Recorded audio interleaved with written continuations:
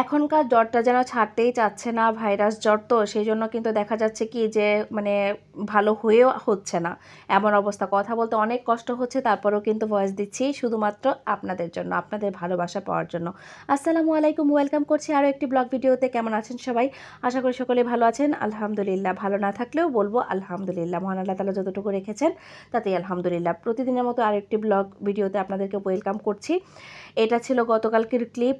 গতকালকে বিকেলবেলা আমার বারান্দায় বসে একটু চা খাচ্ছিলাম, দুধ চা আর হচ্ছে সাথে টোস্ট। এই টোস্টটা আর চা দিয়ে খেতে আমার খুবই ভালো লাগে।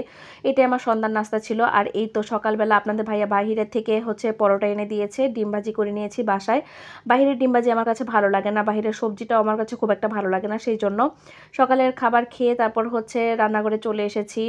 শরীর খারাপ থাকলেও কিচ্ছু করার নেই, তারপরও রান্না করতে হবে, যেহেতু হাজব্যান্ড আছে, বাচ্চা আছে, আমার উপর তারা ডিপেন্ড করে থাকে, কারণ আমার বাচ্চা তো স্কুল থেকে এসে খাবে, সেই জন্য কিন্তু খুবই হালকা পাতলার মধ্যে করেছি।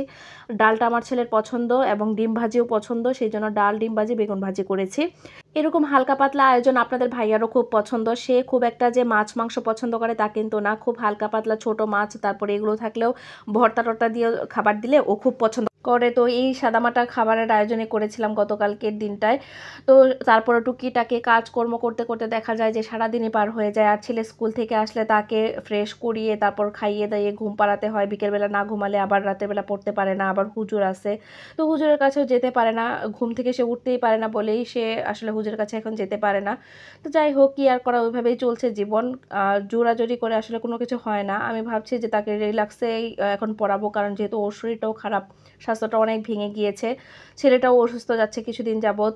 জানি না বদনজর লেগেছে হয়তো, আমার কাছে মনে হয় এরকম, কারণ আমার ছেলে যে পরিমাণ নাদুস নুদুস ছিল, যে স্বাস্থ্যবান ছিল, এখন সেটার কিছুই নেই।